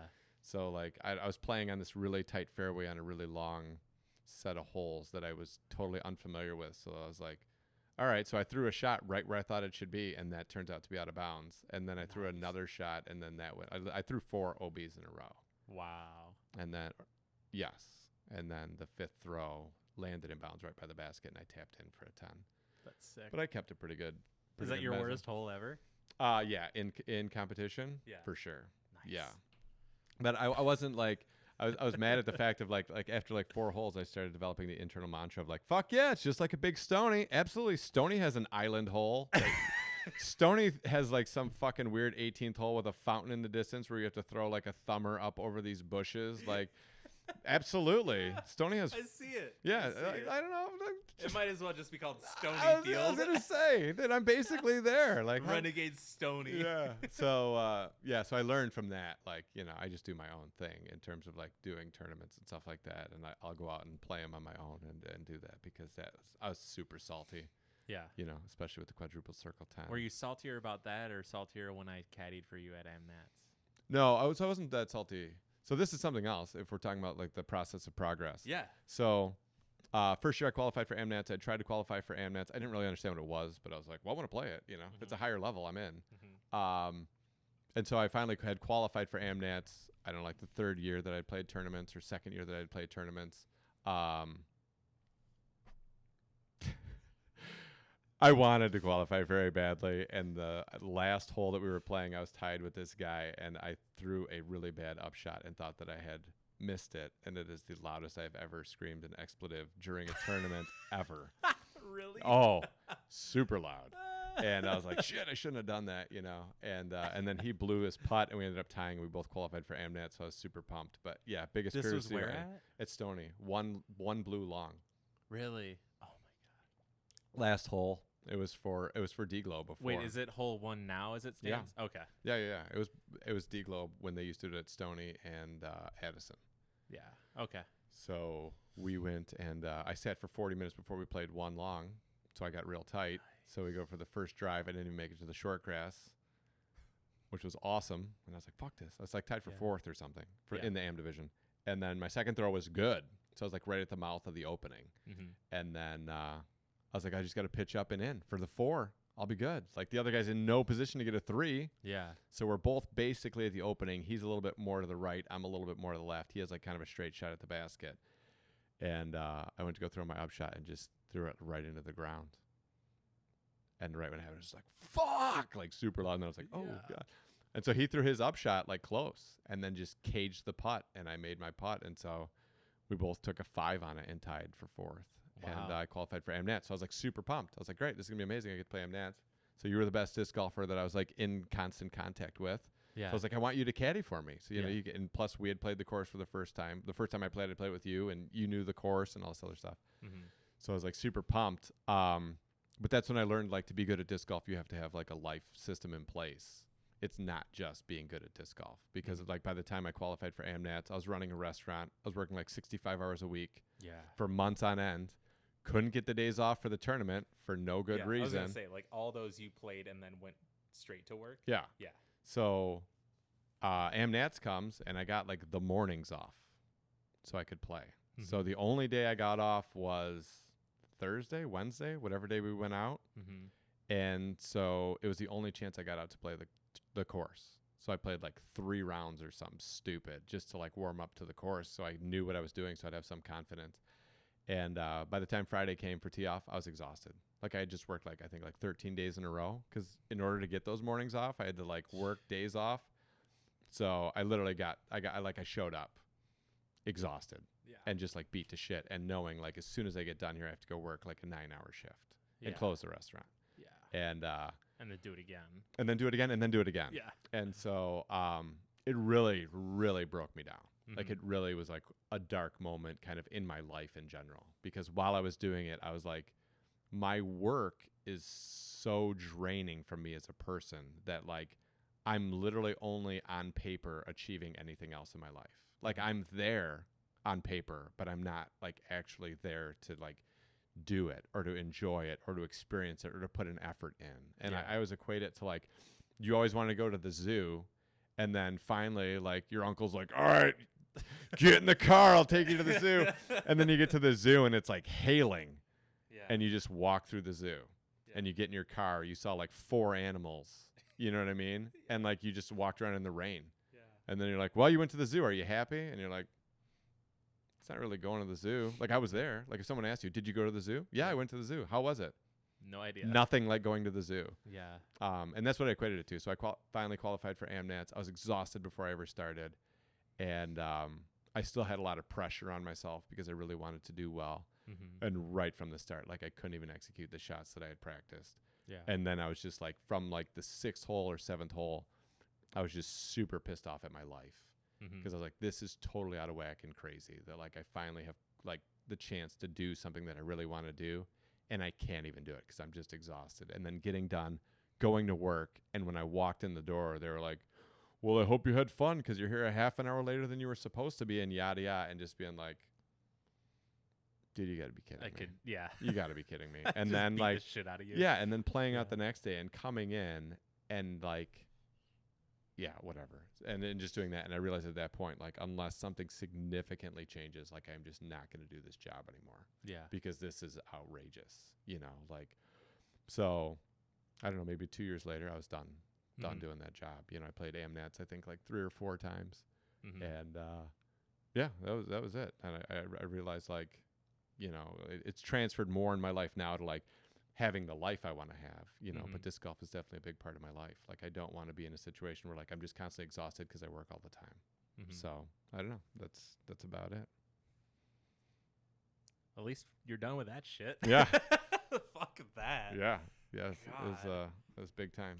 Yeah. So in salute to our origin stories, I had dug these out. My brother and sister-in-law actually got these for my 40th birthday, and I just wanted to bring them out because I think that they're really interesting. But it's the patent for the flying saucer and for the disc golf basket. That one's 1967. That's what I'm saying. So, Yeah. so the first, they're both by Ed Hedrick, and the first one is going to be the U.S. patent for the actual like disc golf disc. Mm-hmm. The first one being like the flying saucer, and so it's going to be December 26, 1967, and then the first patent for a disc golf basket, which still looks nicer than some of the baskets I've played I on. think that basket is at Start. It used to be, yeah. Oh, did No, they change them already? It's at Raintree. Yeah, they Oh, they okay. put the Disc Catcher Pros in over there, Perfect. and that one is from, I can't read the date from here, but it's what, December 20th, 1988. 1988. So Yeah. it's crazy to think of like the patent for the basket is 1988, and that's what I always try to talk to people. In the progress of the sport, like it's such a young sport, and Yeah. I've talked to people before. Like I have no delusions of like being great at the sport. Like I just want to be as good as I can be. Mm-hmm. But I've always been interested in watching, like you went from an age of like, if you watch the old videos, which I've gone back and watched now at this point in my life, I've watched a lot of disc golf, right? Yeah. Like Yeah. I've made up for it. But you watch those old ones and everybody throws differently. When you're watching Scott Stokely, Mm-hmm. Ken Climo, and all those guys throw, even when Feldberg was young, like everybody threw differently, Mhm. and like there was some biokinetics and like the actual mechanics of a throw of like people working it out. And then you had like Paul come, and you had like other people come in and throw, Nico to some extent and everything. But they started to be like the real foundation of like the current mechanics and the Yeah. current throw. And you had people like watching video of Shoestrick at 17, like Yeah. figuring out these mechanics of Yeah. like actually getting everything you got into this disc and hurling it out and throwing 500 feet, 550 feet, Ricky, like these guys. And then you finally got to the point where you have like Simon, who grew up playing disc golf with the mechanics Mm-hmm. that are like the consensus mechanics of how to properly like do it. today's standards, I guess. Right. But they learned that from the start and then have played 20 years of disc golf Mhm. just throwing with proper mechanics. Yeah. And then they put a tweak on it and they figured it out. And then you have Simon lines and Yeah. throwing like this crazy ass shit. You know what I mean? And even Paul last year throwing that like 559-foot Anheuser to start that tournament, like to it- park it. yeah, it like broke the internet, and you're like, oh my God, that's crazy. And you watch Yeah. Simon throw this stuff, and these guys do it. But the crazy part for me, which I've talked about for years, but this year I actually got to watch, is like what comes after that. Mhm. You know what I mean? Like, okay, so Simon figured this out, and like Paul and Shoestrick and these guys like figured out the mechanics to do it, and Simon has like perfected the timing of it, and he's this big lanky dude with like a really solid core that can like pull it through, and he's really good at adjusting height angles and doing all this stuff and bombing it out there. But like, what comes when the guys have watched that from when they first started throwing? Yeah. Like, where do those people come from? And like, what's that wave? In Michigan, we have like Klein. Like watching him throw at states last year was like, I get bitter because you know I'm crotchety, and I'm like, yeah, you've never had a fucking injury, you never had a job, you had to lift heavy stuff, you never had anything fall on you, you don't even have to support yourself financially. Of course you can throw far. Like, doesn't even make sense. Get on my level, bro. Like, get some bills. But like, you know, watching that, I was like, yeah, this is a dude that grew up watching Simon. Yeah. Like, this is a dude that like started throwing frisbees watching Simon throw 600 feet. You know what I mean? And like, I've been really interested to watch like, where does the sport grow? Where does the progression of the sport go when you have kids learning how to throw from a young age with all great habits, with all clear-cut instructional videos that you can pull up anywhere from like your top pros, and they just learn that. Where like you're scrambling, like guys teaching you how to throw a forehand, Annie rip into a 220-foot ace, and like, you know, but like, what about the kids that grow up now playing that have like all of these videos, all this information, all of like an accepted, like real clear cut form to emulate when they grow up just doing it right? Where does that go? Like I heard Feldberg say, like teaching someone who doesn't know anything about throwing a frisbee versus trying to fix someone's bad habits is night and day. He could take someone that doesn't know how to throw it all and get him to throw a 400-foot mid-range shot in a couple weeks, and try to take someone with bad habits and get him to throw a 400-foot drive is like impossible. Yeah. But I like this year watching like Goat Hill, or even watching like Calvin, you know, like last week and all that. Like I'm excited to see how it goes. You know what I mean? You have 20-something-year-old dudes who have never had injuries, or, you know, what, we don't need to get into all that again. Really express my bitterness. Sure what you're talking about. Yeah, but no, but you have these guys that have learned and have just played with those mechanics. Yeah. And you're watching like 78 mile an hour fucking rips backhand. You know what I mean? And like Heimberg throwing 600 feet, 10 feet off the ground. You know, like just like these like bombs. And so I'm interested to watch like the progress of the sport and how it goes. Like, all right, so we're 42 years in, you know what I mean? Or not even. We're 32 years in from the patent to the basket. Like, you finally have some acceptable, like, look at any sport 32 years in, you know? Like, if you ever watch old hockey, like, those guys are skating so slow and they're carrying around, like, 2x4s. Like, there's no wrist shot, you know? Yeah. But I'm interested to see like how it goes, the progress of the like the sport as a whole. Like, how far out do you think we are until we're like there's the definitive, like I don't know, like ball golf. There's like the standardization, like in form and technique or whatever. I think we're super close. Yeah, I think we're super close to it right now, and I definitely think like the crop coming behind is going to be that. And like we were talking earlier, you know, we were talking personally about like progress. Like you hit that point of like, I have this natural ability. I've spent a bunch of time doing this. I'm good. And then you just stop getting better. And at some point you realize like, I need to improve my form. I need to improve my timing. I need to improve my mechanics to be able to perform at the level of these other guys, because they also got pretty good on their own, but they also figured out how to do it more efficiently, more effectively, more consistently. And you eventually like have to do that to get so good.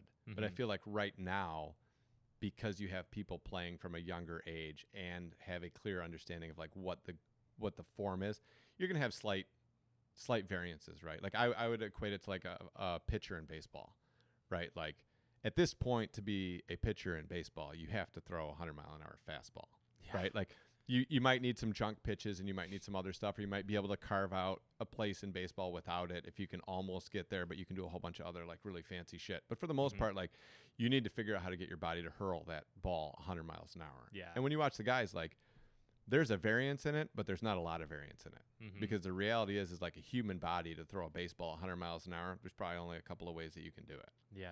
So I think like disc golf is going to get to the same way. Like regular golf, you have a lot of variances in it, but it's not direct propulsion. So when you're using an instrument to achieve a goal, I think you have a lot more variance in the different type of ways that you can do it and still be successful. Where I think like direct propulsion, because it's just your body and just that thing and you letting it go and it going somewhere, I think you have a lot less variables. So I think you're hitting a point where, you know, it's going to be very close. Like you might have a little bit of timing difference. You might have a little bit of, you know, like whatever it is. But I don't think like, is there going to be another Eric Oakley? No. Yeah. Is there going to be another Philo? No. You know, I don't think that you're going to have these anomalies of like, this guy figured out how to do this really well in this very unique way. Right. I think those days are pretty done. Yeah. I think it's going to be like, I learned how to do it, and now I'm better at it than you. Yeah. You know? I think so. Yeah, I think forehand you'll still have some kind of variance. You know, Yeah. like Eagle, I think Eagle's kind of put a little bit forward in terms of like, this is how you smash the shit out of a 460-foot forehand hyzer. Yeah. And like pretty soon you're going to need to be able to do that because like watching Gilbert throw forehands, watching, you know, Calvin throw forehands these last few weeks, like they're throwing 450-foot forehands, you know, and like it's just going to become part of the game. And I think in becoming part of the game to be able to do that, right? Like Gilbert's working with Sexton to get that skill set together, you know, like Calvin's putting that skill set together. Like I think once you get to the point that it takes optimal efficiency to do it, there's not a lot of variance in how you can do it. You know what I mean? Like Eagle, when you watch his arm, which I'm sure you've seen the pictures of. Yeah, his elbow's like way up. Yeah, it's a major league pitcher. Yeah. You know what I mean? That elbow's all fucking jacked, and you're like, Tommy John is calling you, brother. Yeah. Austin's arm does that too when he sidearms. Yeah. Yeah. It's wicked. Yeah. And he's like a giant. Yeah. He's yeah. Yeah. He hits the weights too. Didn't he hurt himself lifting weights? I like don't know. 2 years ago. I don't know if he lifts weights or maybe not anymore. But he just does construction, so he lifts stuff that's and weighted. things. Yeah. heavy gravity influence on that. Yeah. Yeah. But I'm excited to watch. You know, like eventually I'll just fade into playing with old men. But I thought it was funny last year I watched the Worlds, like the old man Worlds. And you got like Steve Rico, Barry Schultz, and all those guys. Yeah. None of those fuckers were throwing forehands. Yeah. Because it's old school. Like everybody just threw backhand all the time, you know? And like, it's like, how are they going to throw the forehand? And there goes another roller. Yeah. Oh, this is a forehand hole. Oh, shit, another roller. You know, like those guys just, because it wasn't part of the game. You know, like you didn't have to have that forehand. You had Stokely who did really well because he could bomb both sides, but it wasn't, you know, it wasn't necessarily like a huge part of the game. Where now, like you were saying, you realized young, like if you can't throw both, it's a lot harder. And realistically, like moving up now, like if you can't do both, it's gonna be really hard to be successful. And I think as that goes on, like which kind of sucks too, because like turnovers are so pretty. Yeah. Like, Well, you still have James Conrad. Like don't fuck around. Yeah. Right? Don't sleep on. Yeah. Don't sleep Like, on Brownbeard. He's out there throwing those turnovers. He's got sidearm too, like from like 100 feet in. Listen, I live in that world, but no, dude, I saw a forehand that he threw at the last one, and it was awkward. Yeah, it went straight across, and he was so disappointed. Yeah. He's got a lot of juggling time too, though. I mean, you only have so many hours in the day. Yeah, that and focusing on growing his hair. I'd say, and washing it. Yeah, because it's shiny. Yeah. All right, dude. Well, this was a blast. I look forward to doing this again. Next time we'll just start recording from the beginning. Yeah. Yeah. Yeah, we'll do it again. Yeah, it was a good time. I can't wait. All right, man. Thanks, dude. Thank you. Bye.